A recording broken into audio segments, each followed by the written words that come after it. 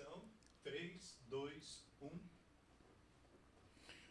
Beleza, galera? Mais uma vez, eu, Sérgio Santos, aqui com o André, no Nossa Comunidade Segura, esse podcast que vai falar de segurança pública de uma forma bem diferente daquela que que vocês estão acostumados de ver. Um podcast que vai falar dessa segurança pública saindo desse positivismo jurídico. E hoje no programa o tema é a saúde dos nossos policiais, que é tão importante ter um policial, esse operador de segurança pública, ter uma vida boa para prestar um serviço excelente para a nossa comunidade.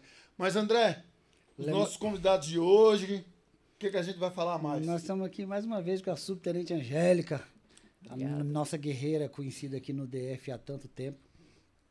E também, hoje, pela primeira vez, o doutor Lacerda, também ex-militar, né, doutor? E especialista mergulhador, inclusive, da Marinha. Mergulhador da Marinha? Olha só. Inclusive, especialista, né, nessa área aí de saúde mental, em especial o suicídio, né? Então, a gente vai estar debatendo hoje sobre a saúde mental do policial, até porque ainda é meio que um tabu, né? A própria corporação não divulga muita coisa sobre isso, e não é só o policial militar. Qualquer policial, qualquer profissional que lida com a sociedade, que enfrenta a criminalidade, que é um gestor de comunidade também, e que, inclusive, porta uma arma, ele tem que estar com a saúde mental em dia. Né? É isso aí, André. Então, assim, para a gente começar, primeiro eu quero agradecer a subtenente Angélica, o doutor Elias Lacerda, por estar aceitado esse nosso convite. E para essas considerações iniciais de vocês, eu já entro com uma pergunta para vocês dois. Subtenente Angélica e doutor Elias Lacerda, quem guardará os guardiões? Boa tarde aos dois. Boa tarde André, boa tarde Sérgio, boa tarde professor, tá? E boa tarde a todo mundo que está assistindo. Difícil pergunta. Quem guardará? Só Deus. Já passamos por isso, cumpri 30 anos e quem me guardou foi Deus, porque eu não tinha ninguém mais para recorrer. E depois que você atende uma ocorrência com gravidade, que você depara com as tragédias do mundo, ou a sua própria tragédia, e você não encontra amparo, você se ajoelha e vai para Deus. Muita gente que não tem essa saída, ou que não percebe essa saída, é um bom candidato a tirar a vida. Professor? Muito bem, é um prazer estar aqui, Angélica, Sérgio, André, e vocês estão nos assistindo. Muito obrigado pela oportunidade de falar o que eu tenho refletido, estudado e praticado nesses últimos 20 anos. Eu acredito que quem cuida do guardião em um campo macro é o Estado, né? E lógico, com todas as críticas, e vou chegar aí, o artigo 96 da Constituição Federal diz que saúde é um dever de todos, mediante a criação de políticas econômicas e sociais para prevenir, promover e recuperar a saúde. Então, no campo macro, o Estado é o responsável. Esse mesmo Estado que hoje, infelizmente, o Distrito Federal, a pior cobertura em saúde mental dos 26 estados. E no campo micro, eu diria que há uma responsabilidade de todos nós, inclusive sobre o autocuidado e o autoconhecimento. Então, eu trago as duas responsabilidades, a responsabilidade do Estado e trago também a responsabilidade das pessoas em cuidar de si. Porque muitas vezes eu também tive o imenso prazer de trabalhar 30 anos na fileira militar e dizer que nós temos vários projetos. Por exemplo, em 1996 a Marinha criou um projeto sobre liderança com criação de manuais, lá tem a Rosa das Virtudes. Só que muitas vezes o Estado tem o manual, mas na prática não existe, né? Então eu acredito que há sim uma carência muito grande do Estado em relação ao investimento na saúde mental. Isso é histórico. Desde Roma, desde a França, as pessoas que desenvolveram algum tipo de anomalia mental era colocada no circo, depois era retirado da sociedade, colocava nas prisões, retirava as pessoas da prisão para ir para o circo, para a pessoa com alucinação, ouvindo coisas, vendo coisas, para que outras pessoas se divertissem com aquela loucura. Então, as pessoas eram enterradas não dentro do cemitério em Roma. Depois passou mais de 100 anos para enterrar as pessoas de cabeça para baixo, depois na posição ventral, e por último passaram mais de 500 anos para aceitar uma pessoa que suicidasse e ser enterrada junto com os demais. Então, nós temos uma linha histórica muito grande, então eu não sou louco e eu me distancio da loucura. Quando o senhor fala essa responsabilidade, gente, aqui é um programa bem tranquilo. Professor, quando o senhor fala dessa responsabilidade do Estado e do próprio, né, do próprio operador de segurança pública, essa responsabilidade também tem que ser da comunidade. Ela tem que saber desses fatos até para entender esse operador de segurança quando ele está de serviço, não é isso? Angélica também pode comentar, André. Mas sabe o que eu acho? Eu aqui ouvindo atentamente aqui a argumentação do professor e a gente concorda que ele está corretíssimo, o Estado é em primeiro plano e, na verdade, em segundo, né? O primeiro plano é o autoconhecimento. Mas dificilmente, e aí por experiência própria, o policial não se percebe dentro deste, eu vou chamar de inferno, dentro deste inferno que ele está, né? E aí por várias coisas, porque a rotina policial militar, ela é pesada. Eu estou falando do policial militar, trabalhou de rua, né? Que trabalha na rua. Eu estive muito tempo na rua. Então, você convive com tanta tragédia e você começa a normatizar aquilo ali e você não percebe que você está no inferno. Há um triz de passar para o outro lado. Então, é isso que eu quero colocar, né? Quem vive neste mundo de uma forma pesada, dificilmente vai entender que ele precisa de ajuda. Então, é aí que eu creio que a instituição tem que estar muito atenta, a comunidade tem que estar atenta, mas a instituição, como ela convive com esta tragédia diuturnamente, ela tem que preservar aqueles que integram, coisa que é muito difícil. Mas o que me preocupa, Angélica, dentro disso que você está falando, é que você fala, a comunidade também tem que estar atenta. Essa atenção seria o que, na verdade? Porque um agente de segurança pública, ele está para a comunidade, para a sociedade. Concorda? Sim, totalmente. Aí, o que acontece? Que tá para a sociedade. Espera-se que esse agente tenha um preparo, ele tenha os cuidados da instituição do Estado para que ele seja preparado ali. A gente percebe, inclusive foi uma pergunta que nós fizemos para o subtenente Paulo Gonzaga, no treinamento. Esse treinamento, o policial, ele é treinado para conviver, para cuidar da sociedade, ou ele é só para combater o mal?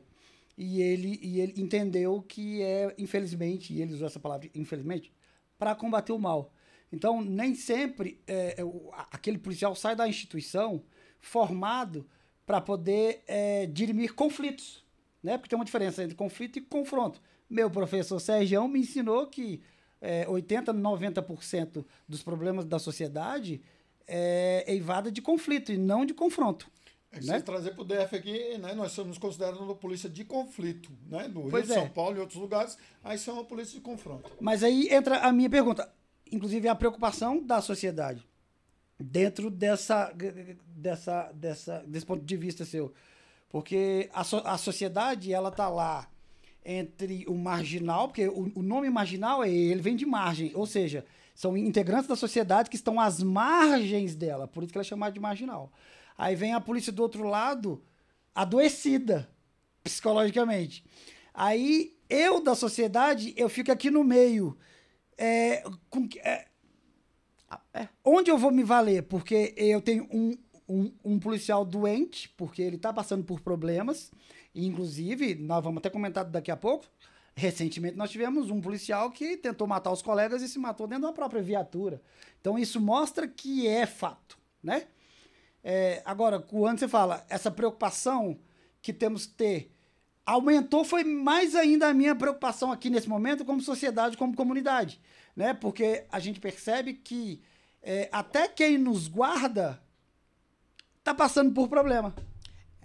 E quando uma vez eu falei, no curso de promotor de polícia comunitária, foi o que me ajudou a confiar um pouco mais na polícia. Os cursos ministrados, né?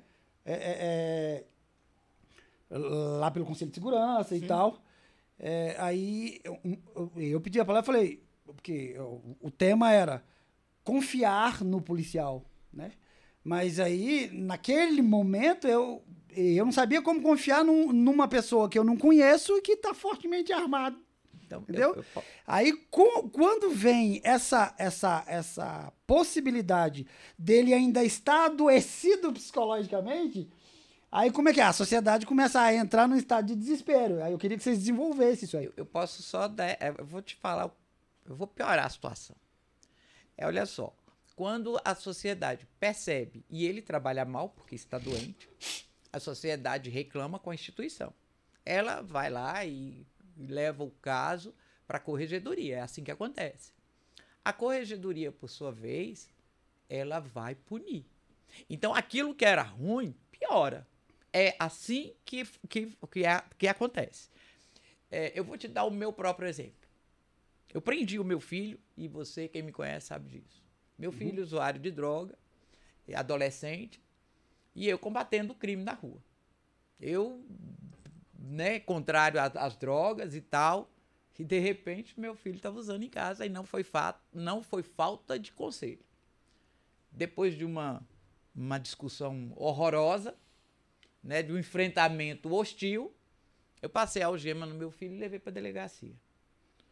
Isso não foi fácil. Talvez se eu fosse professor eu teria tido uma outra experiência. Se eu fosse médica, psicóloga, mas eu sou polícia. Foi isso que eu fiz. Levei para a delegacia e meu filho ficou preso, né? Deu Maria da Penha. E eu fui procurar a PM. A PM pegou e depois chamou um carro e queria me internar por alcoolismo. Eu não bebo, eu não fumo, eu não uso droga. Mas estava escrito que eu era alcoólatra. E aí eu falei, meu Deus do céu, olha o estado que eu estava. Eu chorava o tempo todo. Meu filho precisava de mim. E a PM fez isso comigo. E eu fui para a rua, continuei trabalhando. Eu não tive nenhuma folga. Então, o que já era triste, horroroso, e eu não acho que isso é nenhuma vantagem, eu me puni, né? Quem me conhece sabe o tanto que eu me puni, mas eu consegui recuperar, e consegui recuperar meu filho e a mim mesmo, né? Agora, olha o grau que a PM, aí eu coloco, o Distrito Federal, da Polícia Militar, a Polícia Militar do Distrito Federal, colocou uma bomba relógio na rua. Eu estava prontinha para explodir. E talvez isso não tenha acontecido porque eu fui buscar Deus, né? Porque não tem outra alternativa, pelo menos não me foi apresentado, e a única coisa que eu podia era buscar Deus. E é bom lembrar, Angélica, que a gente está falando aqui não só da nossa Polícia Militar, né? Mas isso acontece em todas as polícias do Brasil, inclusive o professor, já peguei esse outro gancho aí na pergunta do André, professor, e você é um dos autores, né, da lei anti-suicídio ou de antimutilação, não é isso? Nós só pode responder a pergunta do André e fica à vontade.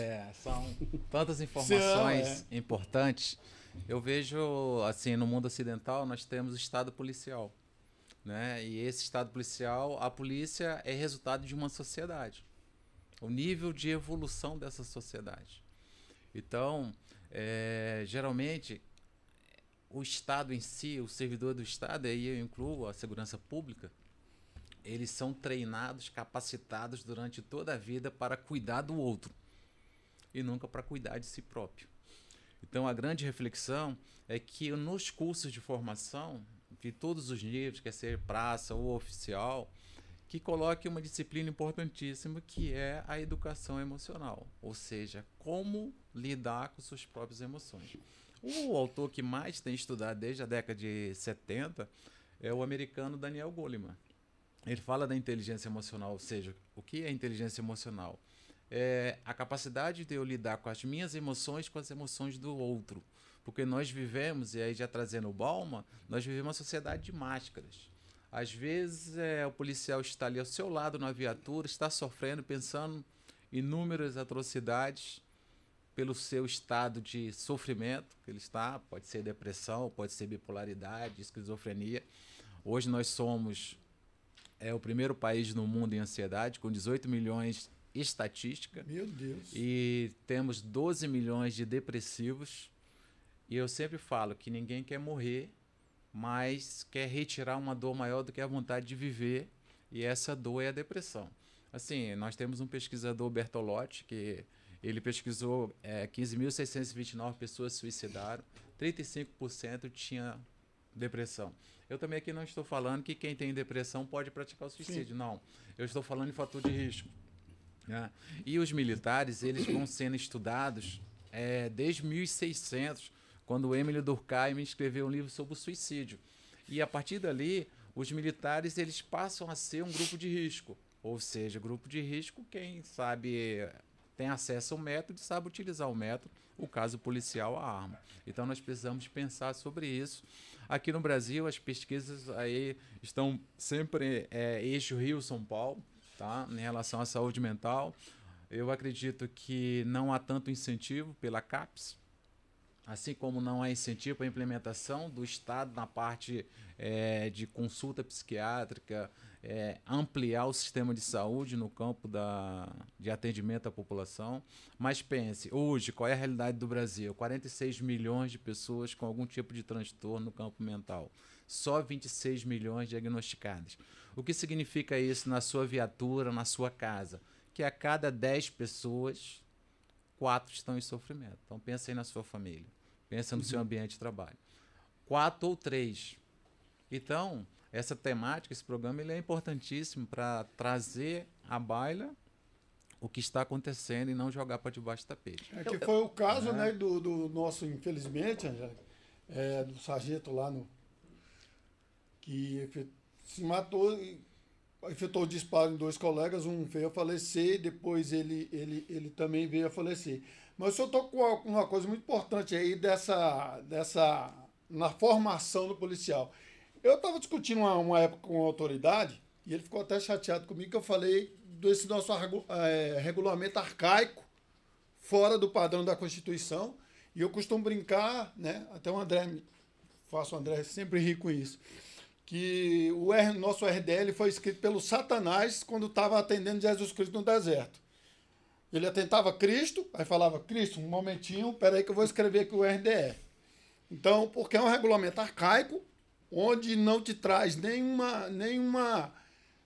motivação para o policial, né? Porque lá nas Forças Armadas, foi das Forças Armadas, é uma coisa. Aqui, o nosso policial, o nosso operador de segurança pública, ele vai fazer o parto e pode até tirar a vida de alguém na rua. Na verdade, o RDE ele ignora direitos basilares humanos. Lá nas Forças Armadas também. Fui cabo do Exército. Eu lembro do DRE. Do RDE. Então, assim, você não tem direito.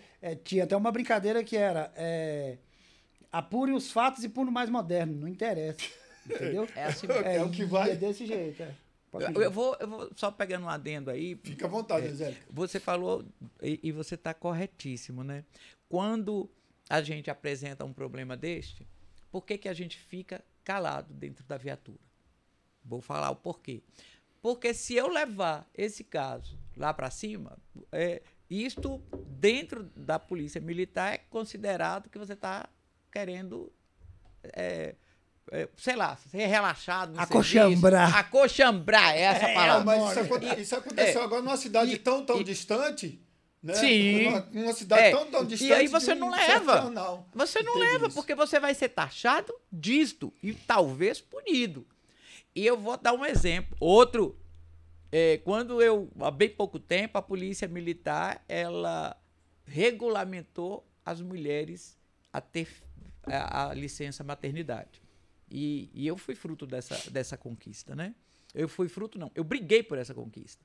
Eu grávida, passei no concurso de cabo e não pude ir porque estava grávida, mesmo o curso tendo 3 meses. E eu estava grávida de 3 meses, então nada me impedia de fazer o curso de cabo, até porque Só a gravidez. hierarquicamente...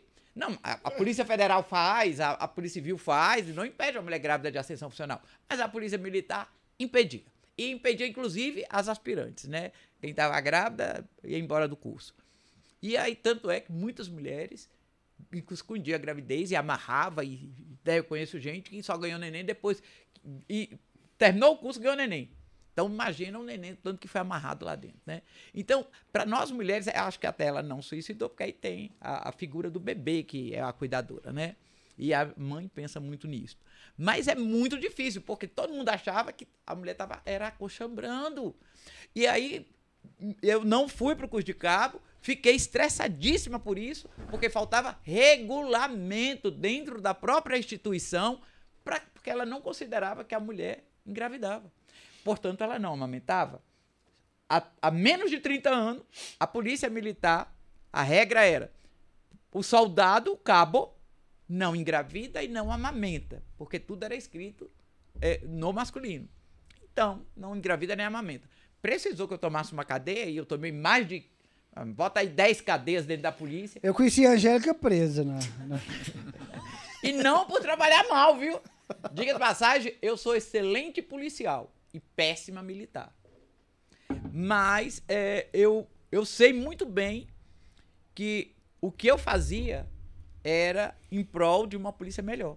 Todas as vezes, Serjão é outro amigo que foi preso também por querer uma instituição melhor, isso me deu uma cadeia, e hoje as mulheres têm o direito de amamentar e engravidar, e ter ascensão funcional, ainda que existe uma sacanagem lá dentro ainda, né? Mas pelo menos vai, né? Então isso faz a gente se sente desmerecido. Eu era herói na rua. Eu ganhei muita homenagem na rua. Eu fui homenageado em várias instâncias da polícia militar, não. Da sociedade. Da sociedade. Menos dentro da polícia militar. E aí, quem sou eu? Eu sou uma heroína na rua, lá dentro eu sou o cocô do cavalo do bandido, que falha aí, perdoe. Cocô do cavalo do bandido. É isso que nós somos, lá dentro. E esse confronto de aonde você tá, você é o herói, aí você entra dentro do quartel, você é nada. Você é nada. E isso te leva a um confronto mental muito grande. Você não consegue enxergar quem você é na sociedade. Aí eu vou passar, Angélica, já para o professor, já com outra pergunta. E ele falou muito bem dessa formação, e teve outra autoridade que eu falei para ele assim, que de 30 anos de polícia militar, eu nunca atendi uma ocorrência marchando, nem prestando continência. Todas as minhas que eu atendi nunca foi marchando. Foi sempre lá com a comunidade. E o que você falou aí, já vai a pergunta para o professor, eu não sei como é que é chamado isso, professor, nesse estudo que o senhor faz, mas essa síndrome de herói que o policial tem. Parece que tiram, parece não. Todas as instituições tiram o policial da comunidade, coloca ele em outro patamar como se ele fosse o policial. E isso é ruim para a comunidade, porque a comunidade vê esse cara que tem família, que tem esposa, que tem filhos, né? A sociedade vê como esse cara como um herói. E ele não é, né? Na realidade, ele não é. Ele é um ser humano que enfrenta esses problemas. Como é que o senhor vê isso? Esse síndrome de herói que a comunidade tem.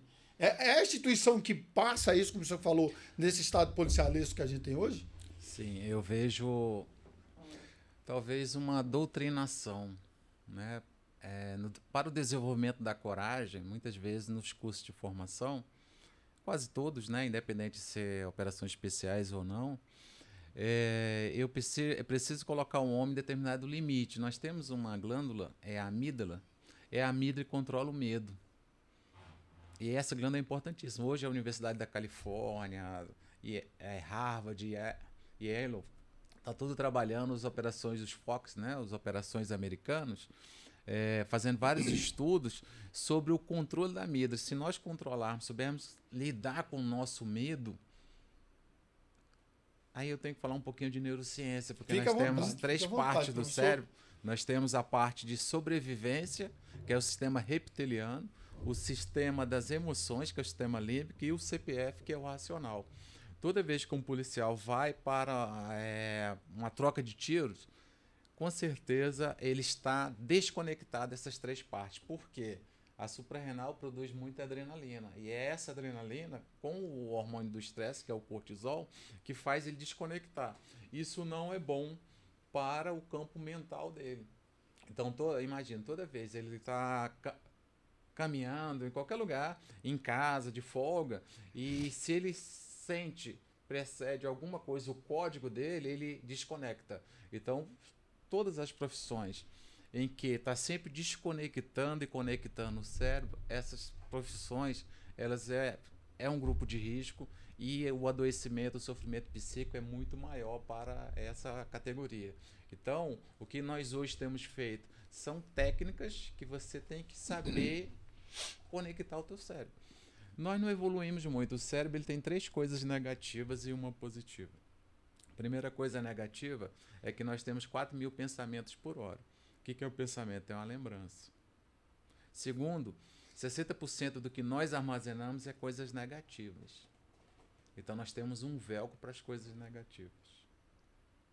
Né? E agora, o que o cérebro tem de bom? Eu posso transformar, é a neuroplasticidade, eu posso transformar essa base negativa em positiva. Então isso é autoconhecimento. E o que leva um policial ou a instituição querer formar pessoas desse nível para enfrentar algumas situações, tiroteio, sequestro e a espúria da sociedade. E por outro lado, o policial ele começa a achar que a farda é o seu maior guardião. E aí nós temos um problema sério. Para aquelas pessoas que acham que a farda... Eu já atendi alguns policiais aqui em Brasília. Imagina, o policial, a fala dele, né, respeitando o sigilo. Vem da Ceilândia. O policial se aposentou e antes disso a fala dele, eu tinha a viatura, eu tinha o quartel, eu tinha a minha equipe, tinha a minha arma. E agora eu aposentei, em tese não tenho mais nada disso. Aí o policial começou a beber, já tinha depressão, tinha dívidas, e aí veio a primeira tentativa de suicídio. Então, é um falso positivo acreditar que a farda, ela te deixa um super-homem, um herói. E isso é um fator facilitador e que vai fazer com que as pessoas não procurem ajuda. Não, eu sou militar, eu faço isso, fui treinado para tal, e no fundo, o que o militar tem é uma condição emocional diferenciada pelo que ele passou. E muitas vezes o que durante toda a vida dele. Nós tivemos um naufrágio, nós tivemos um naufrágio em que 1.200 homens, o cruzador Bahia afundou, e nós tivemos 1.200 homens na água, com tubarão, água gelada. Em menos de 2 horas, só sobrou 10. E nós temos o civil, que o barco ficou à deriva durante 6 meses no oceano, ele com a filha e a esposa, e não tinha alimentação nenhuma. E eles sobreviveram. Eu estou falando da diferença entre a condição emocional do militar e a condição emocional do civil, que a do civil foi muito superior e ele sobreviveu, entende? Então nós temos que ter muito cuidado com o simbolismo da farda, das instituições. Qual é a instituição que eu participo? Eu sou da Polícia Federal, eu sou do BOP, isso acontece muito com as operações especiais. E hoje, por exemplo, nós temos segmentos que eu não vou falar qual, né, para reservar, mas pessoas que aposentam com 80% utilizando álcool e drogas ilícitas. É exatamente esse ponto que eu quero falar para o senhor. Quando a gente fala de suicídio, não é só o ato em si que finaliza a vida, mas é o suicídio diário. Eu vou pro álcool, eu vou para as drogas, eu vou frequentar lugar. A gente mora no Itapuã. Então, é um suicídio eu ir frequentar os bares que antigamente eu estava lá abordando. Então, é um suicídio que vai acontecendo diariamente. Então, o senhor colocou isso muito bem. A gente percebe isso é o que mais tem em 90% dos casos da polícia. Tanto é que hoje, eu acho que eu não estou errado, eu vi isso em algum lugar, a média de vida, né, de um policial militar é 55 anos. Eu já estou no lucro, eu estou com 60, né? Já estou no lucro. Mas por quê? Porque ele vai se automutilando, né, na droga, nas fugas, na bebida, no ir para a rua brigar, ele vai se mutilando ali e finaliza aos 55 anos. A vida dele não é longa. Soma-se a isso também a questão do herói. Eu realmente, quando eu aposentei, eu senti isso. Eu sentia falta da adrenalina. Eu ficava viciado na adrenalina. Eu gostava de estar na viatura, eu gostava de, quando tinha uma troca de tiro, não é que eu agradecia, não, mas eu gostava. Então, você vai viciando, que nem um ser humano tem que viver nessa situação. Né? Isso é guerra. Estado de guerra, você está atento 24 horas. O teu cachorro passa, você já quer dar um tiro nele. Isso não é bom. Mas esse estado de sempre atenta te leva à droga, te leva às várias mortes rotineiras, né? Que nos faz o mal depois e finaliza. Mas eu volto à instituição. A instituição não prepara para isto. Porque todas as vezes que eu procurei, tinha só uma pessoa atendendo. Toda a instituição. E o mais grave disso tudo, muitas vezes o meu comportamento era, olha, por favor, eu estou aqui, eu atirei em alguém. Já aconteceu. Eu atirei em alguém e estava trabalhando no outro dia. Como se nada tivesse acontecido. Inclusive, a Angélica não prepara para você vir, que daqui a pouco a gente vai entrar, né? Mas já pegando esse gancho do professor, o que é que acontece? Eu sempre falo que a profissão de policial tem que ser profissão e não devoção. Aí que tá. A gente fica devocionado por isso, e o que é que acontece? Quando você entra na instituição, a instituição te tira daquele ambiente, aí o professor vocês têm muito mais experiência que eu, te tira desse ambiente, você fica praticamente 100% à disposição da instituição, só que e aí você perdeu todo mundo aqui. Você perdeu família, você perdeu amigo. Quando esse cara sai, quando ele chegou o tempo dele, que ele vem pra cá, aí ele tá sozinho. Porque, infelizmente, na Polícia Militar, remorto, ou reposto, remorto. Não é mais ou menos assim? E ainda tem um agravante. Só completando aqui o raciocínio, você está corretíssimo. Só completando o raciocínio. Para nós mulheres, a situação fica ainda pior, né? Porque, como a gente convive com muitos homens, a gente não fez aquela amizadezinha igual a minha irmã que é da saúde. Minha irmã tem um grupinho de amigas dela. Eu não tenho grupinho, não. Porque se eu for arrumar meu grupinho para conversar, é um bando de homem que nem o meu companheiro vai entender, nem a companheira deles vão entender. Então, para mim, para mulheres, a gente fica mais isolada ainda. O que isto também é um agravamento e que a Polícia Militar não percebe isto.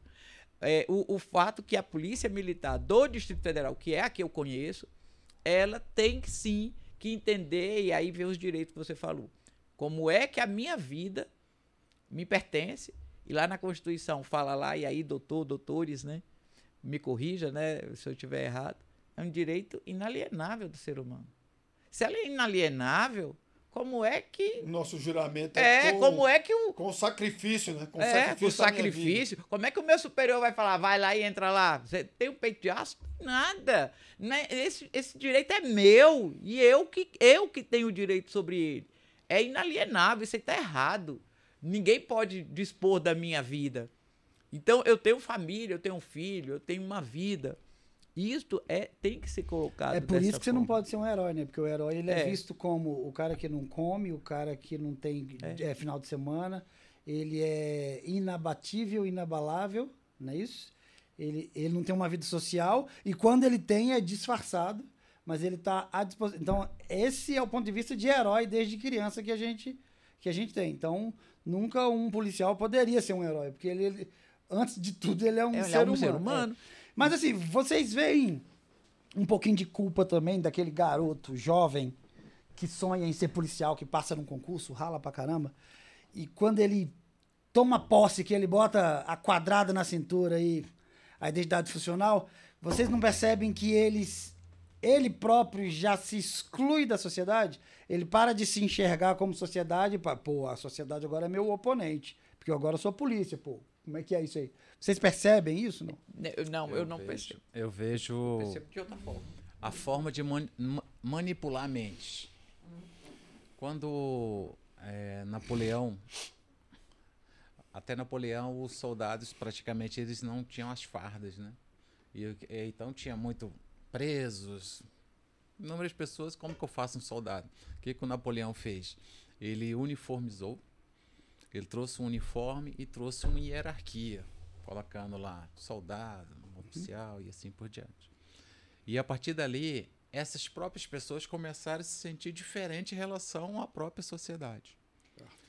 E as duas perguntas de vocês, o regime militar, os estatutos militares, ele traz um isolamento daquele elemento, daquele cidadão. Então ele não pode sindicalizar. Exemplo, eu terminei meu direito na Universidade Federal Fluminense no Rio em 2001. Fiz a prova da OAB e pelo Estatuto da OAB, o artigo 27, ele diz que é incompatível. Então eu só pude tirar minha OAB agora em outubro porque eu me aposentei. Então significa que durante todo esse tempo eu poderia ir mais. A instituição, ela sempre usou o direito que eu fiz. Porque foram inúmeros IPMs, inúmeras sindicâncias. Com o senhor fazendo. Sim, porque o militar, ele tem inúmeras funções. Então, aí, o militar, ele conserta a lâmpada. É diferente do civil, ele fica responsável pela prefeitura, ele dá o plantão dele. Então, eu diria que o Estado faz com os servidores públicos, e agora, especificamente, o militar, o regime militar, porque militar não pode falar não, né, a princípio. Lógico que nós temos a obediência hierárquica, só com ordem manifestamente ilegal, mas não queira que o cabo fale com o coronel que não vai fazer, não é? Essa é uma realidade. Então, existe o excesso... Só um parente, né, professor? Hierarquia e disciplina é bom. Sim. Porque direciona a comunidade, a sociedade, organiza. Mas nós estamos falando dessa outra parte que é ruim. Para o operador de segurança pública. Essa parte aí vem a filosofia, porque a polícia, nós temos que explicar a polícia também filosoficamente. Porque quando o Foucault traz o poder, o que é o poder? É uma construção social. Então a sociedade, ela precisa de organização. Então o Foucault vai trazer as tecnologias políticas. Quem organiza a sociedade? Então nós temos aí a escola, temos a polícia, temos a prisão, as redes sociais, a família, a igreja. São os focos que estão organizados. E no caso militar, há um isolamento e um excesso de funções. Eu já tive 19 funções. Então, como uma pessoa pode trabalhar, você tem a sua principal e mais 18. Normal, né, tentáculos. Então, o que acontece? Tem que ter braço, tem que ter com tentáculos. o tempo, você vai aprendendo que você não deve falar que você tem formação. Porque toda vez que você fala que tem uma formação, vem mais alguma coisa, né? Burro bom carga nele. É verdade. Carga nele. Então, eu vejo... E o pior, quando ele se aposenta, não há um projeto. O Brasil é muito fraco em relação aos projetos logo após a aposentadoria. Vou dar um exemplo aqui da Procuradoria-Geral da República. Minha irmã trabalha lá. Ela está próxima a se aposentar. 3 anos antes, a pessoa já não anda mais com crachá. Agora, qual foi a formação que nós tivemos? Tem até um projeto que fala de umas palestras sobre o olhar empreendedor. O que nós vamos fazer logo após a aposentadoria? Bico, eu vou falar o que a gente está fazendo. Fora. A maioria dos policiais... Aí você perde a razão de viver. Sabe por quê? O militar, ele tem um código. Um código de defender o seu país, um código de defender a sua sociedade. E a partir dali, esse código é como se não existe mais. Mas é engraçado, Angélica, só para comentar. E aí vem a dor mental. Eu quero fazer uma fala. Sabe o que eu vi muito? Que eu estava... depois que eu saí da polícia, ainda fiquei esses 3 anos lá no curso do CAP e no CAEP. Aí o cara falava assim, vou me aposentar, professor, e vou comprar uma chácara. Aí eu falo assim, cara, mas tu tem condição física mais de capinar? Porque é o seguinte, você vai comprar uma chácara, você acha que você vai botar uma redinha de um lado, uma redinha do outro, vai deitar e o mato não vai crescer e você não vai ter que cultivar. Você tem, primeiro, dinheiro para bancar essa chácara. Segundo, você está acostumado com esse maluquice da cidade grande. Depois você vai ter saúde para manter essa chácara. Mas, então é isso. Mas sabe o que eu percebo? Eu aposentei totalmente despreparada para aposentar, né? Eu hoje tenho 60 anos e eu acho que eu estou em plena forma, né? Amém. Se pudesse, estava dando para colégio até hoje. Pego bandido ainda, né? Ainda faço isso. Eu sou a doida, né? A Kate Marrone. Então, é herói que é uma loucura. Mas o que isso me traz? Não foi só porque eu quero ser herói, não. Foi a necessidade, é a necessidade financeira, sim. O policial, ele está exaurido. Quando fizeram esse negócio aí do voluntário, e olha que eu fiz voluntário de manhã, tarde e de noite, onde podia estar fazendo voluntário, porque a gente ganha mal mesmo. A gente ganha mal porque a gente tem que pagar o advogado. A gente que trabalha na rua, e aí, se eu for abordar o André, e o André percebe que aquela lá, ela não tá batendo bem não, deve estar com os parafusamentos. Ele vai lá na corregedoria e fala, olha, a Angélica fez isso aí comigo que não tá certo. Em vez da corregedoria me tirar das ruas e cuidar de mim para me devolver, não, ela me pune. Aí minha ira com o André vai lá para cima, minha ira com a instituição vai lá para cima e eu estou agora, o pino já tá quase fora da granada. Então, e aí, só um parêntese. Então eu vou fazer uma pergunta aqui agora. Enquanto ela toma água mais o professor, olha para nossa câmera lá e fala que o nosso público tem que fazer para ajudar o nosso canal, cara. Ah, é mesmo? Tem que curtir. Inclusive, apresenta a nossa retaguarda aqui, tá bom? Sim. Por favor. Então, galera, vamos curtir, compartilhar e comentar. E se inscrever no canal, porque o canal tá aqui para que todos tenham esclarecimento, né? Que a gente possa debater, porque é muito importante isso. A nossa retaguarda aqui. E a nossa retaguarda, o Kleber, nosso amigo, e o Marcos, que é o pessoal que tá fazendo nossa publicidade. Vocês não têm noção o tanto que nós ficamos bonitinhos. Eu já era bonito, né? Mas ele deu uma melhorada no Sérgio aqui. Eu já é primeiro de abril. Mas eu vou concluindo aqui agora o raciocínio. Não, assim, só o parêntese. Porque você falou o seguinte, que aí aquele policial, ele vai ficar puto com a sociedade, porque foi quem foi lá prestar queixa, e com a instituição que o puniu. Ou seja, ele não foi tratado, ele só foi punido. Somatizado. Só que aí é o seguinte, e eu tô falando aqui com 3 militares. Porque o entrevistador aqui, o Sérgio, também é polícia. E um dia eu perguntei pra ele o que a PM te ensinou. E a resposta dele foi na lata. Ele falou assim, a PM só me ensinou a odiar. Então isso aí que você tá falando convergiu com uma coisa que ele me falou 5 anos atrás. E o pior dessa história, André, é que soma-se a tudo isso aos salários baixos. Né? E muito embora o pessoal fale, a polícia ganha bem como se eu tenho que pagar advogado? Quantos advogados eu não já paguei na vida? E você, Sérgio? Nossa senhora, o advogado não cobra menos de 20 mil, não. 20 mil é o começo da conversa. Quantas multas Sim. eu já tomei dirigindo porque tava perseguindo o carro que tava furtado. Você passa no sinal vermelho que você e vai aí pagar. vem, compra do armamento que não é barato, a munição e por aí vai. Aí o que acontece? Fizeram os voluntários. E aí a gente, quando tá na ativa, corre pro voluntário. Aí o que vai amenizar a minha ira é a minha convivência social, com minha família, com meus amigos e tal. Só que eu não tenho, porque eu vou pro voluntário de manhã, tarde de noite. E aí eu vou trabalhar para poder correr atrás do dinheiro, para poder pagar advogado. Mas isso aí evoluiu. Antigamente você ia no Vai Otário, né? Que não, era o serviço era. Sem remuneração. Aí aposentei. Aposentei como a maioria dos aposentados, fiquei sem voluntário. Vai pra onde? Vai pro bico. Vai pro bico. E é assim que tá. É assim que tá. Hoje, no bico, a gente reproduz, né? Mas só que sem a proteção da instituição. E aí o bandido, claro, se eu tô sozinho, porque na viatura eu tô com eu e mais 3. E olha lá, se eu tiver na operacional, da Rotam, BOP, se for só eu e o... Na de cidade é só eu e o colega, né? Agora, no bico é só você. É só você.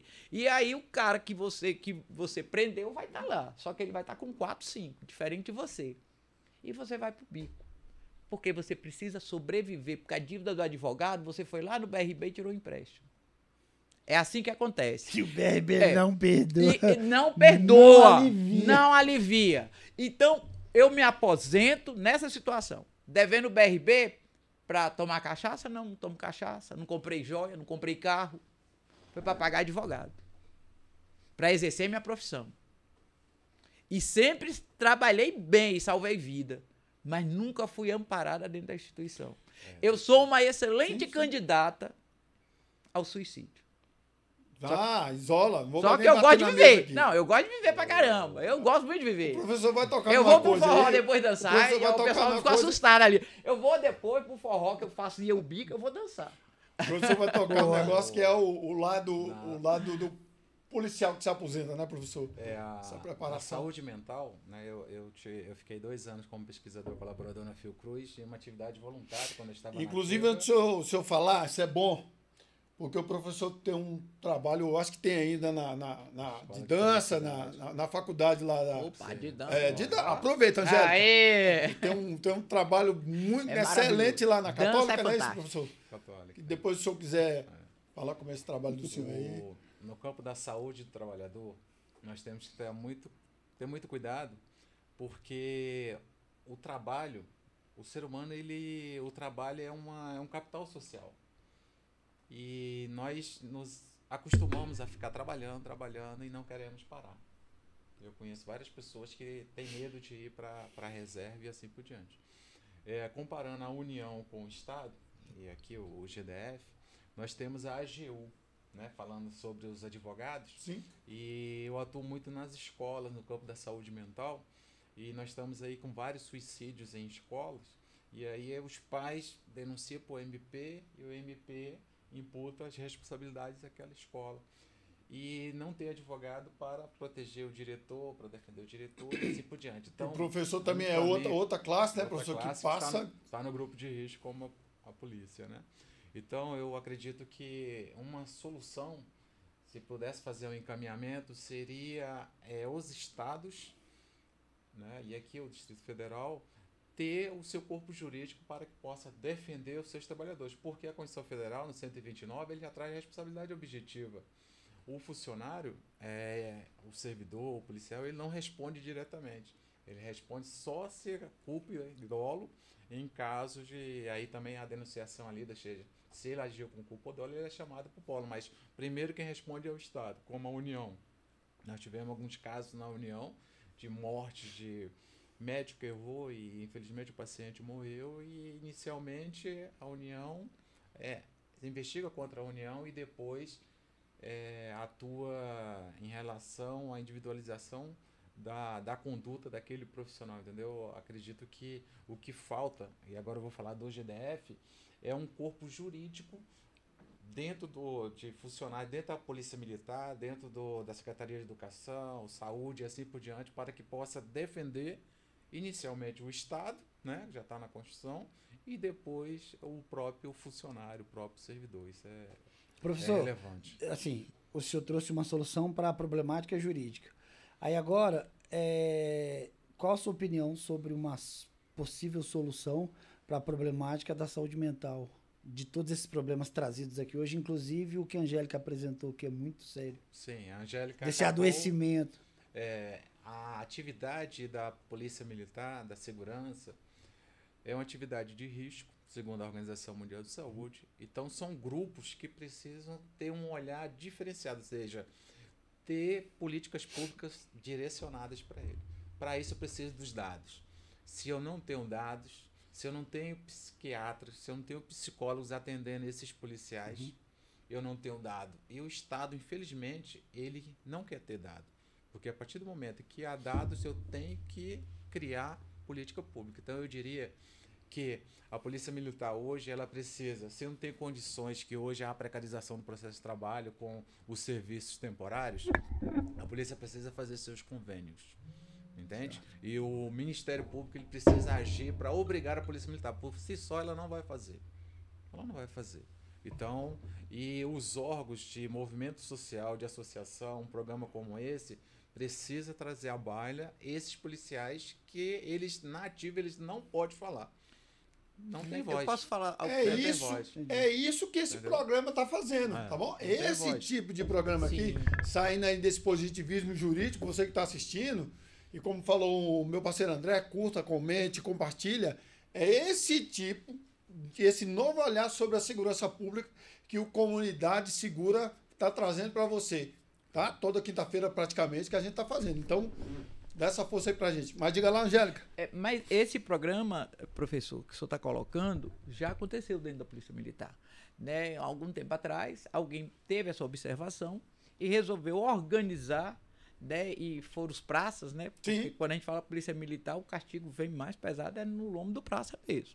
Tá na rua, É, né? é o que tá na rua. Execução, né? E eu não fui punida e nem tive que correr para advogado por troca de tiro ou porque eu machuquei alguém. A maioria das vezes foi porque eu capotei uma viatura e graças a Deus eu sobrevivi, mas aí o Estado falou, pô, tu sobreviveu, vai pagar a viatura. Não mandei. Não, era assim, não mandei sobreviver. Aí tá, e era desse jeito mesmo. Não, você tava perseguindo e o pneu da viatura estourou, vai pagar. Então você vai, é uma bola de dívida, de problemas. E eu entrei na justiça para não pagar uma viatura que eu não tive dolo nenhum, nenhuma intenção e pelo amor de Deus, Você eu não quase fez o morri. galope? Eu quase morri porque tinha areia, eu tirei foto, enfim. Você não enfim. fez o galope da viatura, Muitas vezes né? eu paguei 4 viaturas ao longo de 30 anos. 4 viaturas, 30 mil reais aí, pesa no lombo. Pelo amor de Deus, fora os advogados, porque o coronel achava que eu tinha falado errado. Não pode nem pedir a Deus nada, né? Não vou nem entrar nesse mérito. Não vou nem entrar nesse mérito. Sem contar a viatura que não é específica para ser Sim, viatura. ainda tem essa, ainda tem essa. Exatamente. Paguatinga lá que o cabo morreu, né? Exatamente. E aí, para comprar arma, porque a arma foi refúgio. Quem não sabe da história das armas que disparavam sozinha dentro da PM, que a Câmara Federal rejeitou, entregou todas as armas compradas, entregou de volta para o fabricante. E a PM ficou. Aí você apertava ela em cima da mesa. Eita, pode bater. Apertava ela em cima da mesa e ela disparava. Eu vi vídeo, tem no YouTube até hoje, que o policial Sim. com ela assim, ó, só segurando aí ele mexia nela, ela dava 2 disparos, tipo, tá. É uma André, pistola de uma certa André. que não quebrou o monopólio ainda, mas é uma pistola eu sou de uma certa instrutora marca. de certa tiro. empresa Eu aí. sei que aquela arma estava errada. E eu tive que botar ela na cintura e sair para trabalhar na rua. Olha como é que eu estava. E isso não é uma fato isolado, não. Essa pistola não anda por aí. Tome Não, cuidado. acho que trocou agora. É. Zé. Um outro Trocou encaminhamento. o modelo. Um outro encaminhamento da pergunta do André. Pois não, professor. Que os movimentos sociais que defendem os interesses da Polícia Militar, aposentado ou não, as associações, por exemplo, pode, depois de um ano constituída, mover uma ação civil pública que o Ministério Público vão atuar em conjunto. Eu não né? sabia dessa. Então, isso é importante. A Lei 7437 da Ação Civil Pública, eles podem atuar em conjunto Mas- contra o GDF e assim por diante, porque a mídia é contra a polícia, Sim. o Estado é contra a polícia, a própria polícia é contra a polícia, a sociedade é contra a polícia. Mas eu vou falar uma coisa pro Afinal- senhor. Isso aí não vai adiantar, não. Porque o Ministério Público daqui é o centro do cacete da gente. Sim, sim. Eu vou falar que poxa vida, eu aprendi um camarada que tava menor, com uma arma na genitália. Ele tinha assaltado, tava a testemunha, a vítima e tal. Prendi o cara, peguei a arma. Quando eu cheguei no Ministério Público, eu era ré. Tentativa não, estupro de vulnerável. Falei, pelo amor de Deus, gente. O Ministério Público acatar uma denúncia dessa, o direito da advogada falar isso. Agora acatar, eu com 59 anos, peguei uma arma, a arma estava apresentada ao Ministério Público e eu, sendo a ré, aí claro que eu consegui sair dessa e provar que não foi eu, Mas né? aí, Angélica, entra Mas é- naquela coisa que a gente acabou de conversar. E lá no primeiro que a gente conversou aqui, no primeiro podcast, eu venho falando sempre com o André.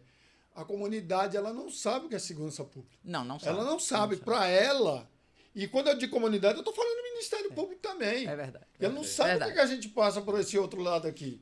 Tanto que já tem outros problemas aí que eu escuto, né? O Fala Glauber, por exemplo, que é um... Vem, cara, vem com a gente, passa 12 horas aqui dentro da viatura, doutor.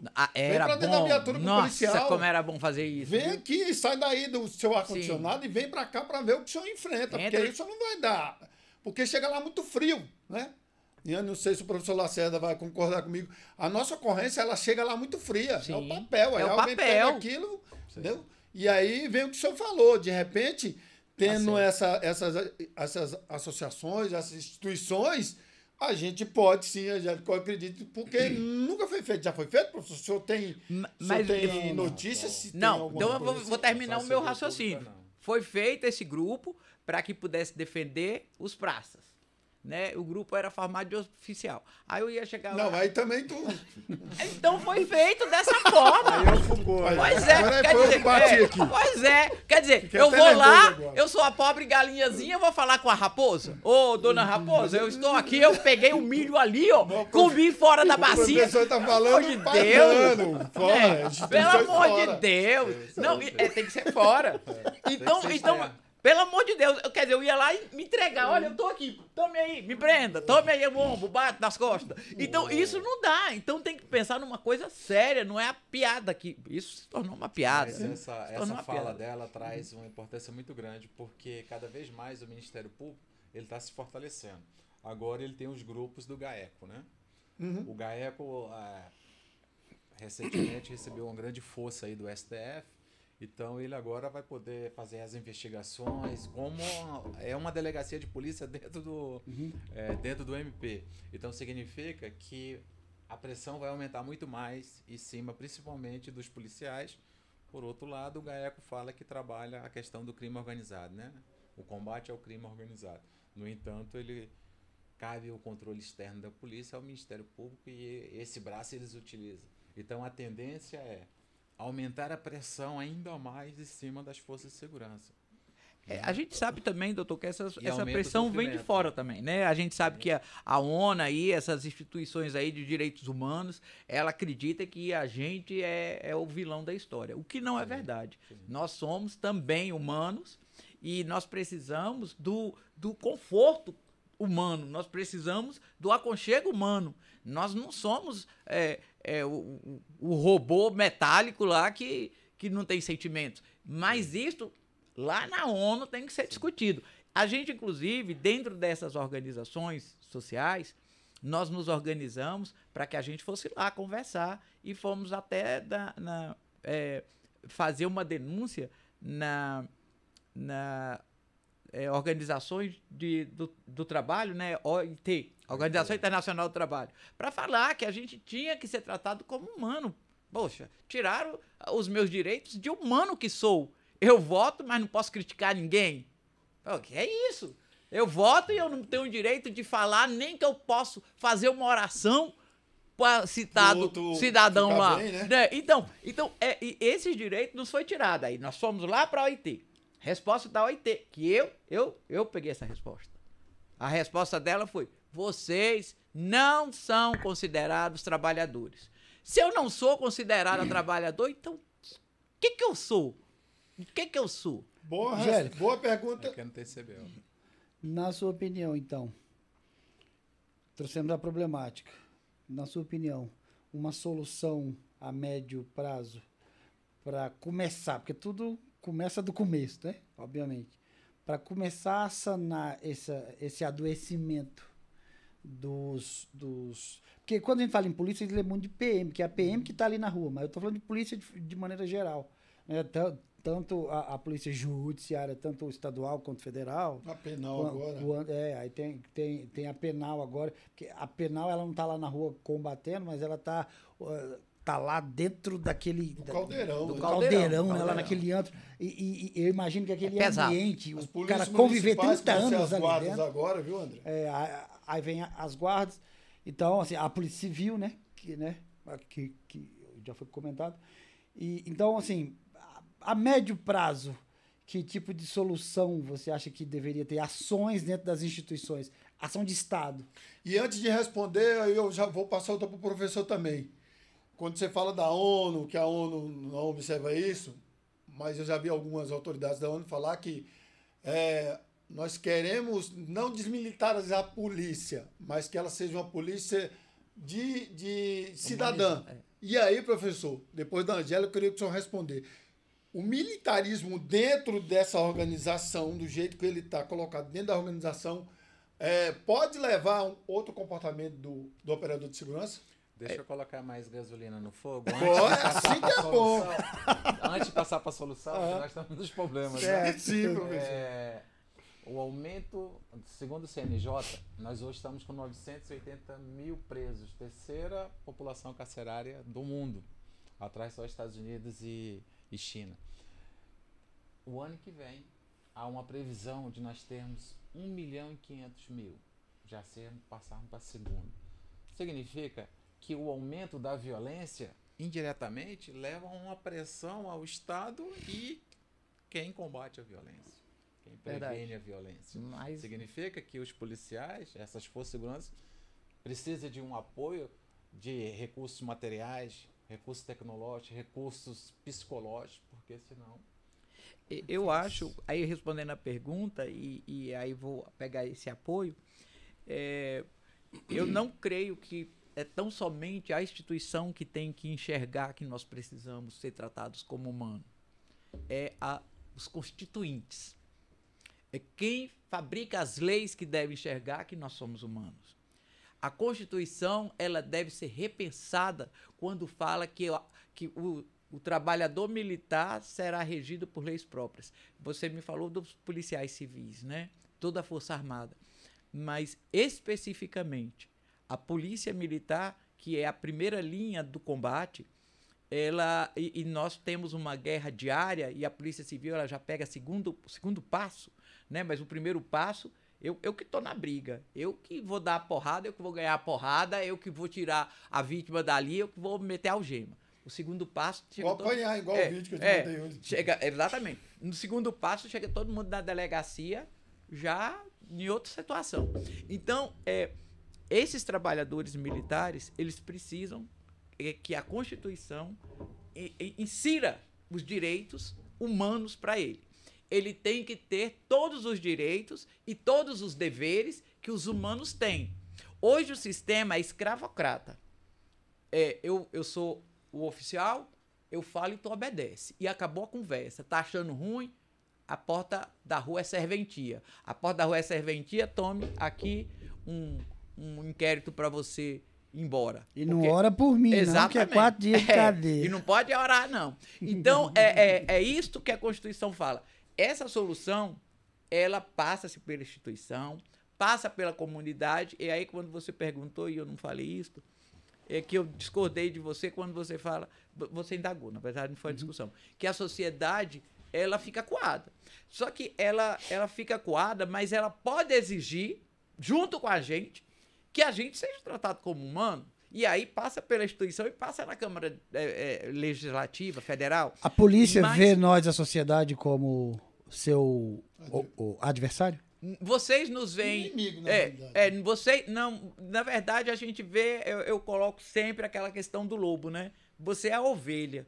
Você é a ovelha, mas a ovelha às vezes não dá trabalho, né? A gente é o cachorrão lá, né? Agora, o pastor. Então, o que eu percebo disso daí? Que a instituição tinha que entender que nós somos humanos e ela tem que se desdobrar e sair do pedestal que ela se colocou, os gestores, como os inatingíveis, porque esses problemas dificilmente chegam lá em cima. Para eles desconhecem isso aqui embaixo.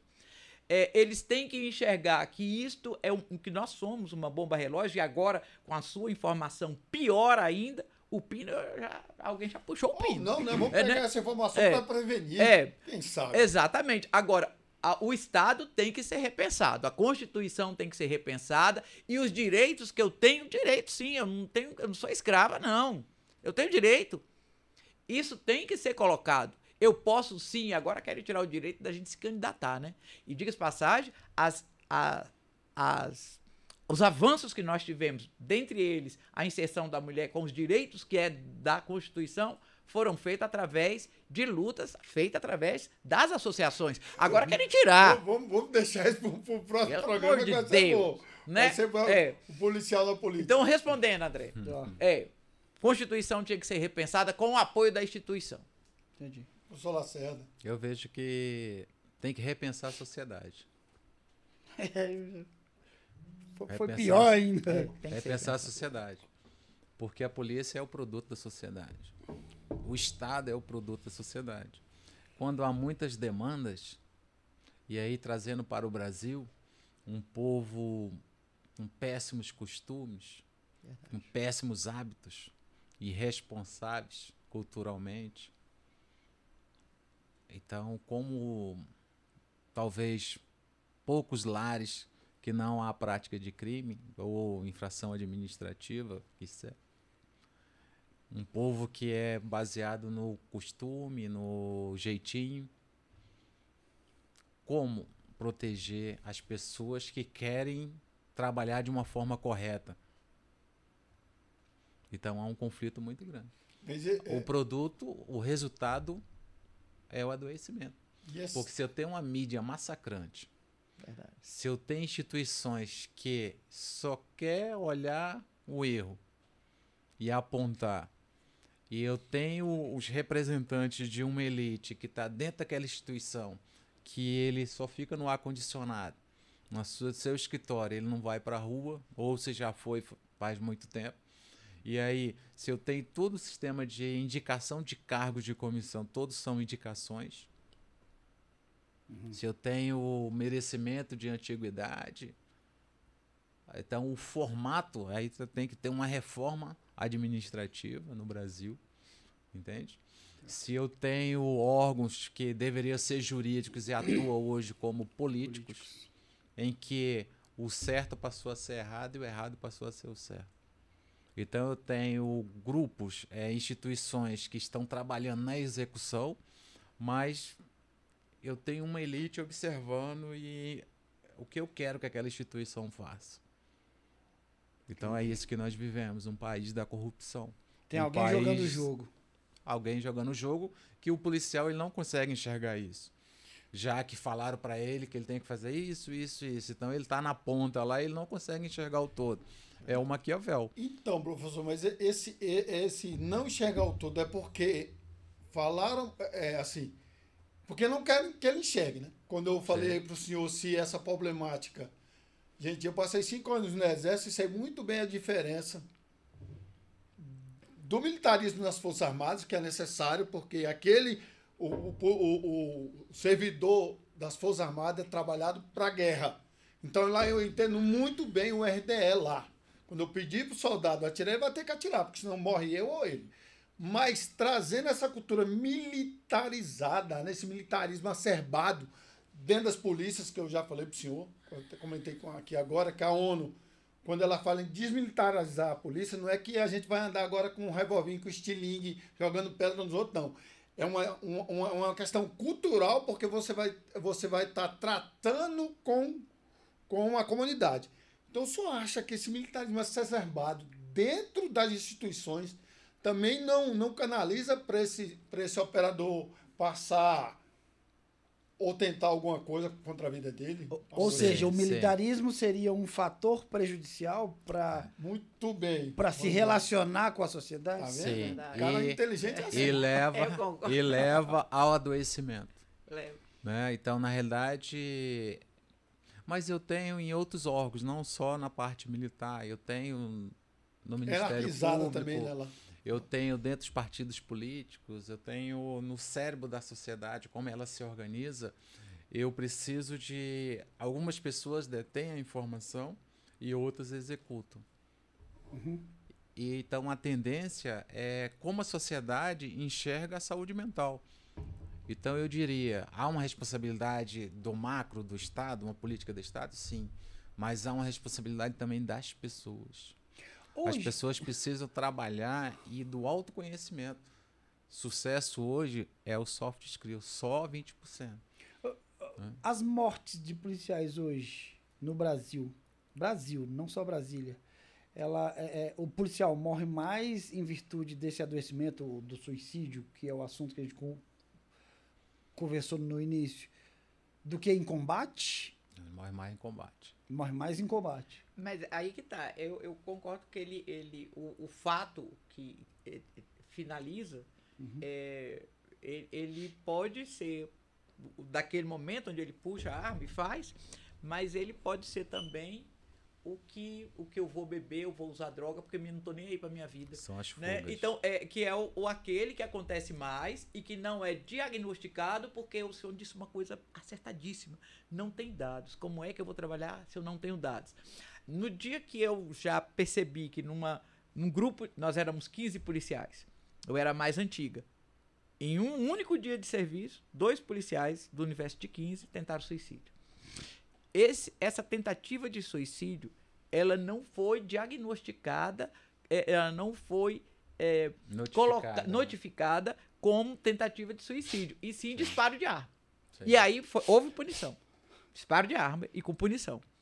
Não puniu mais porque a gente tentou ali acertar e aí a gente, nesse momento que a gente tenta, a gente... Você quer dizer que a instituição Quando- tenta abafar? Não é que ela tenta abafar. Quando Ela há punição. ela trata isso como disparo de arma de fogo. Quando há punição. Exatamente. E aí o policial, que especialmente, né, que eu tô falando, um tentou a corda, o outro tentou o tiro. O que tentou o tiro foi punido com disparo de arma de fogo. Aquilo que já estava grave, piorou. Então, porque não existe um dado. E eu queria, de todo jeito, falar que houve naquele momento, né? E eu não consegui registrar isso de outra forma, porque não existe essa outra forma. Quando você pega um camarada que disparou arma de fogo e que acertou na parede, graças a Deus, e não no ouvido dele, ele é tratado como disparo em via pública. Não em via pública porque ele estava dentro de um bar. Então, isso é tão grave e a polícia não enxerga, porque se ela enxergar, ela vai ter que tomar outras medidas. Aí Ele vai ter gasto. aí ele vai ser excluído. E ainda tem, se ele está doente, tira o voluntário, e é bom esclarecer para a comunidade, voluntário não é o cara que quer ir porque ele quer, não. Porque se você bota o nome lá, você é obrigado a ir. Mas é porque ele não tem dinheiro. Então não é tão voluntário, não. É porque integra parte do salário dele. E o Estado lucra com isso, porque o Estado faz todos os descontos de imposto de renda desta renda que deveria ser extra. Então, tudo isso o Estado carrega, retira, mas na hora que ele integra, é quem deveria entregar, que foi o que o Sérgio discutimos ali fora um pouco, né? Que enquanto o policial ele tá atuando, beleza, é o Estado que tá atuando. Ó, a situação foi louvável, ele desengasgou lá uma criança, que bacana, palma pra ele, foi a instituição, ele tá lá fardado. Quando ele, de alguma forma, erra, aí o castigo é dele, o preço a pagar é dele, ou com a exclusão, ou com cumprimento de pena, ou com a questão financeira, que vai pesar e é muito no bolso dele.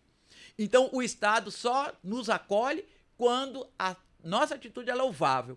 Quando, de alguma forma, por ser humano, eu erro por ser humano, o Estado dá chicotada no meu lombo. Eu queria que você me ajudasse a fazer um cálculo matemático, que os dois me ajudassem a fazer essa matemática, porque matemática geralmente é 2 mais 2, né? Mas às vezes a gente vai fazer 2 mais 2 e não consegue chegar a um resultado. Eu não consegui. Olha só. Qual é o efetivo hoje na ativa da PMDF? PMDF. É uma Menos média de 15 mil, acho que a gente está chegando a Uns 10 13. mil, uns 11 mil. Dá uns 10 a 11 mil, né? Vamos deve arredondar tá para isso 12 mil? Olha que muito. Bota aí 12 mil. não, mas Então vamos dizer que entre 11 mil. É 11 mil, é 11 mil. os que estão na escala de serviço, baixado, isso e aquilo, ao todo Sim, dá 11 mil. 11 mil. Ok? Aí tem uma matéria do Metrópole, de janeiro de 2024, que diz o seguinte: saúde mental, 2 pontos. 13 mil PMs do DF foram afastados do trabalho em 5 anos por problema com saúde mental. 13. Então, peraí, se o nosso efetivo é de 11 mil e em Mais 5 hoje. anos 13 mil foi afastado, então peraí, nossa PM tá doente? Toda. Me fala esse cálculo. Mas dos últimos 5 anos que ele coloca. Não, sim, mas aí, Eu você acho- tira 2, 3 mil que foi pra reserva, Então dá isso. tá todo mundo doente. André, Como é que tão isso? grave, é tão grave, é tão grave o que a gente está discutindo, é tão grave que cada viatura hoje ela é um tanque de guerra. E todos os dias esse tanque de guerra sai em cada cidade satélite 5 para te proteger. Antes, Isso é muito grave e alguém tem que ter a consciência de buscar a solução. Acredito até que a solução não é... A gente não consegue apontar sozinho. Várias mentes pensam juntas. Então, antes que o professor Lacerda ele repita isso, como você falou aí, vamos buscar a prevenção, né? Nós estamos aqui falando muito de de prevenção e o programa é preventivo. Aí eu pergunto para o senhor, depois que o senhor responder também a pergunta do meu amigo aqui, André. Professor, como é que a gente faz a família, o parceiro desse policial, o gestor policial militar, como é que ele vai, quais os caminhos que ele tem para trazer esse policial de novo, ajudar as que eles estão passando alguma coisa e fazer essa prevenção também para que o policial não tenha contra a vida dele nem contra a do outro. Muito bem. Esse é o reflexo de todas as polícias no mundo, né? E comparando a outras polícias, aqui, a do Rio, né? Eu conheço bem a polícia do Rio, a polícia de São Paulo, ainda temos, diante desse cenário de guerra, a polícia do DF aqui, de Brasília, ainda é uma polícia privilegiada, com questão de recursos materiais, a quantidade de recursos humanos e assim por diante. A escala de serviço, né? Não estou aqui isentando responsabilidades, como o caso de se alguém está doente e há um disparo e a instituição pune, o que a instituição está falando? Na próxima vez, a pessoa vai pensar no ato letal completo, para não ter mais punição. É isso que tem acontecido.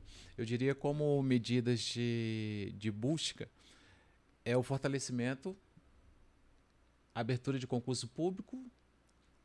Isso pode não acontecer, estou falando no campo da saúde mental, porque hoje é o estado de precarização, né? A Europa fez isso há 10 anos, está retornando agora e nós avançamos aí. 60% das Forças Armadas hoje é serviço temporário, né? Então, eu diria o credenciamento de clínicas, item número 1. Item número 2, formação. Na formação, inserir a educação emocional. Número 3, também a capacitação ao longo da carreira. Então, os militares nunca param de estudar, né? Sempre estão fazendo seus cursos. Em todo curso precisa colocar a educação emocional. Exemplo, eu preciso saber identificar os sinais diretos e indiretos do suicídio. E ter a capacidade de, dentro da viatura, eu identificar essa pessoa. Mas, para eu identificar, eu preciso criar nessa patrulha uma coisa chamada humanização e confiança. Porque eu estou sofrendo. E aí eu falo alguma coisa e o outro já começa, isso é coisa para covarde, isso é coisa para fraco. Ele não vai procurar mais aquela pessoa. Ou também trabalhar os familiares. A esposa. Nós tivemos um caso em Samambaia, de um policial, em que 11 horas da noite ele estava no WhatsApp e a esposa ao lado, e ele virou para a esposa e falou assim: amor, eu te amo. Aí ela continuou no WhatsApp. Aí, amor, eu te amo. Falou 3 vezes. E aí foram dormir. 3 horas da manhã ele acordou, foi no banheiro e executou o suicídio. A escutativa, né? Que o senhor falou muito. A escutativa, a comunicação não violenta e mais. Aí vem a culpa. Nós atendemos o filho do policial e a esposa. Vem a culpa da esposa. Perguntando, poxa, mas será que se eu tivesse parado de usar o WhatsApp, teria evitado? Então, o suicídio é um fenômeno com dados primários e secundários. Vamos para o caso dele. Primário, ele tinha depressão. Outro primário, ele tinha muitas dívidas. A dívida entra também. Então, depressão, primário. Tem os dados secundários, que ele tinha dificuldade de lidar com relacionamento. Terceiro, quarto dado secundário, ele tinha acabado de se aposentar. Então, é como se ele tivesse perdido a referência naquele momento do ambiente de trabalho e assim por diante. Então, o suicídio ele é um fenômeno complexo. Eu preciso identificar os sinais indiretos. Eu posso botar mais lenha aí? Sim. O senhor falou exatamente assim, que os companheiros, né, os cônjuges, eles podem ajudar bastante. A maioria dos policiais, eu faço parte, Sérgio também, nós não temos mais companheiro. Porque é difícil. Para uma mulher que trabalha na rua, é quase que impossível, né? Sim. Porque o companheiro tem que ter muita paciência e vem a questão dos ciúmes, muito homem ligando, e é difícil. E para o homem também. Então, quando ele vai, quando ele termina sendo grosso em casa. Você entra de um jeito na polícia e você se transforma lá dentro diante das cenas que você vê rotineiramente. E aí, muitas vezes, a pessoa que você casou não consegue te acompanhar nisso. porque você vira outra pessoa. Então, a maioria do possível, do candidato ao suicídio, ele está sozinho. E distante dos filhos, porque os filhos também, como o Sérgio colocou, nós vamos ficando mais que isolados. Eu costumo dizer que eu não consigo sair com uma pessoa como o André. Se eu tiver que conversar com o André, um civil formado em direito, um homem inteligente, tal, que a gente consegue argumentar com ele em várias vertentes, né? Mas eu vou conversar com alguém que trabalhou na viatura comigo, entendeu? Porque ele vai entender o meu universo, Então a gente termina por se afastar. Uma porque a gente não consegue esse link com outro profissional. E a gente está sozinho. Esse é um item. O senhor falou das dívidas. As ocorrências, a viatura batida, tudo isso soma-se à nossa dívida. Punição, tudo isso. A própria sociedade, há algum tempo atrás nós queríamos fazer uma moradia de policial. Aí alguém deu a ideia, vamos fazer a Vila Militar. Aí eu fui contra, a Vila Militar não era legal, porque a gente já vive separado, aí vai separar mais ainda. Então eu fui contra. Mas eu achei muito estranho que a sociedade não nos queria. Porque a sociedade queria um professor.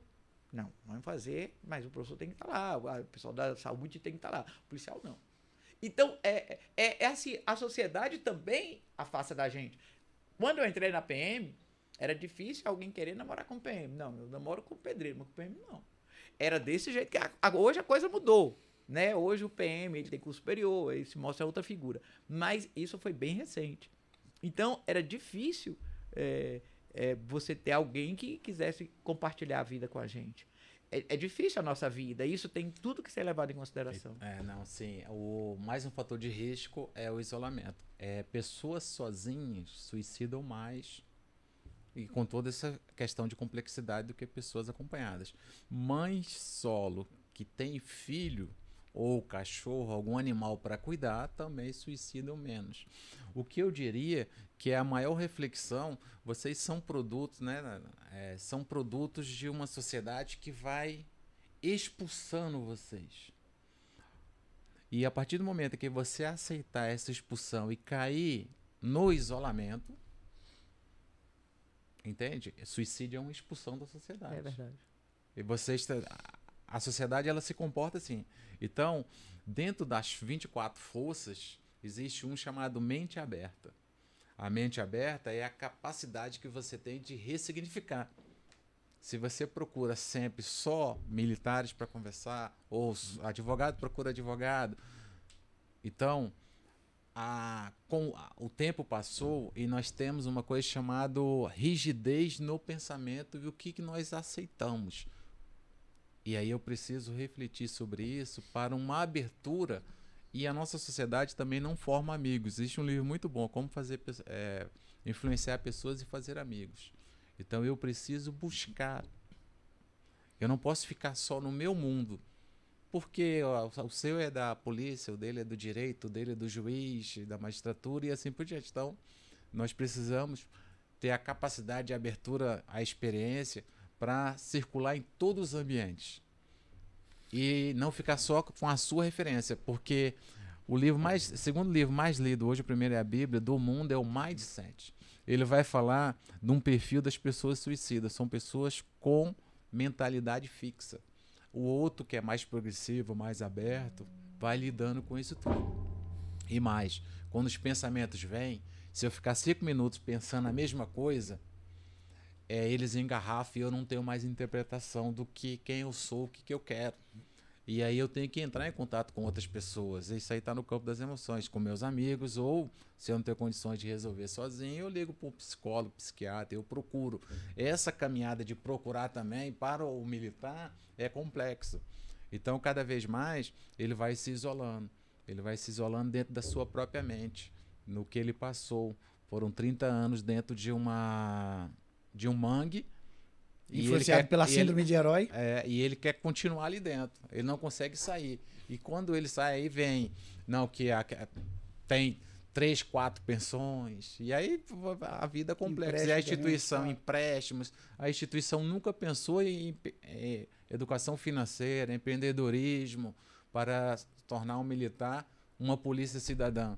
Porque se ele está bem, ele presta um serviço bem. Se ele não está bem, às vezes você é abordado pelo policial, já sei como funciona a mente, e aí um outro policial vem e já começa a te dar esporro. E aí você sabe que, poxa, um te tratou tranquilo, por que ele está te dando esporro? Então, o que está acontecendo na vida dele? Mas ali na hora da... Não é para discutir isso. Não, tudo bem. Desculpa e a vida segue. Pessoal, infelizmente nosso tempo está se esgotando, já se esgotou inclusive, mas o assunto não se esgota. Esse é um assunto aqui sobre a saúde mental dos operadores de segurança, para 2, 3, 4, 5, 10, 20 podcasts aqui com o professor Lacerda, com a subtenente Angélica.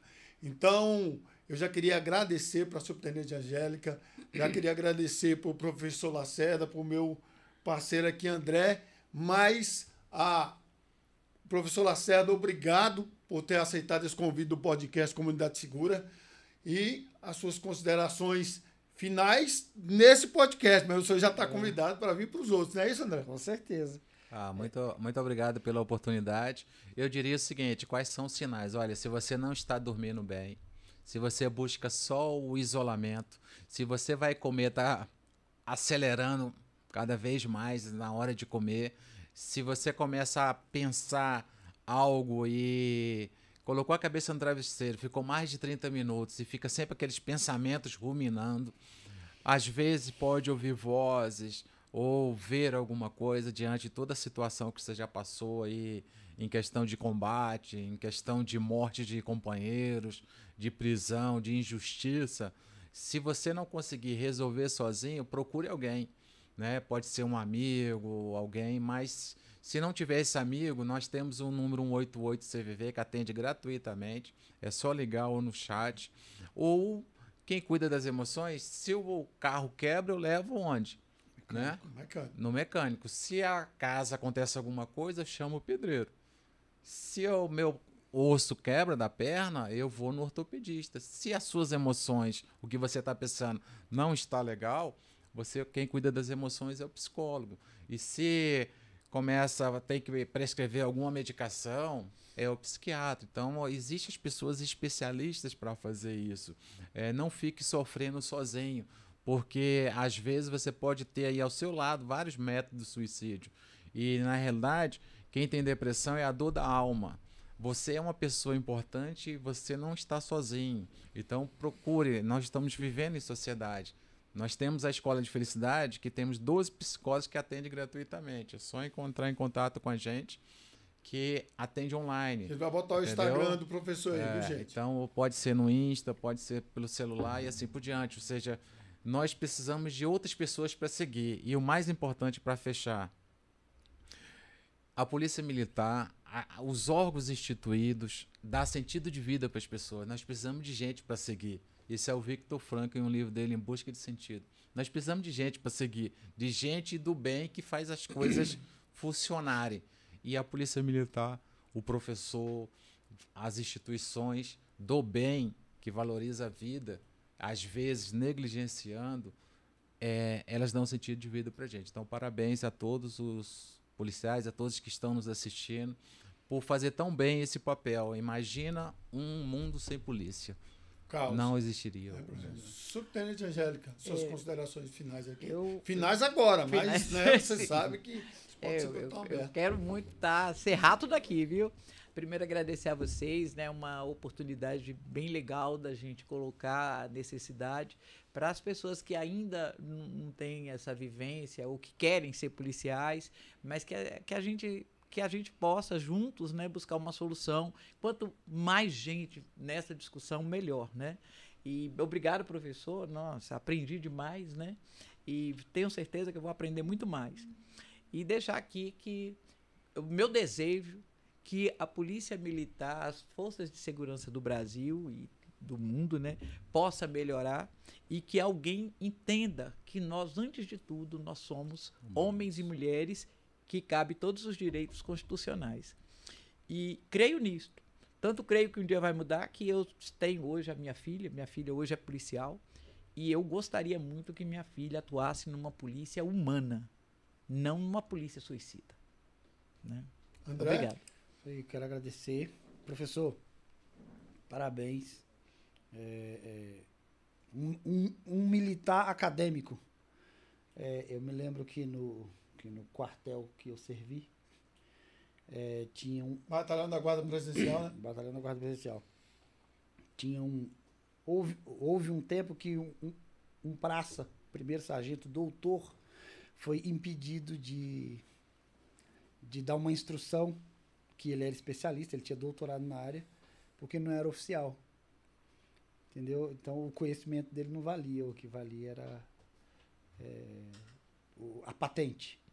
Então isso, de qualquer forma, é uma evolução. A gente vê hoje militares, né, acadêmicos e militares com tanta experiência falando coisas que trazem solução e criando essa coragem, né? Porque, igual foi dito aqui, grande parte não tem coragem. Inclusive, nós já tivemos convidados aqui que não veio porque não foi autorizado pelo superior hierárquico. Então, é realmente um problema que tem que ser trabalhado. E, assim, hoje eu estou saindo daqui com um aprendizado muito grande. Espero que os senhores retornem. E quando retornarem, eu gostaria que fossem os dois, porque eu tenho muito mais perguntas para fazer.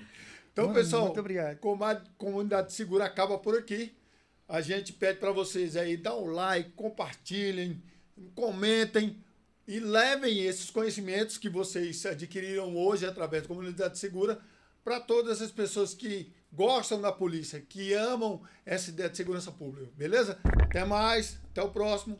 Obrigado. E aí? Cada dia... Achei maravilhoso.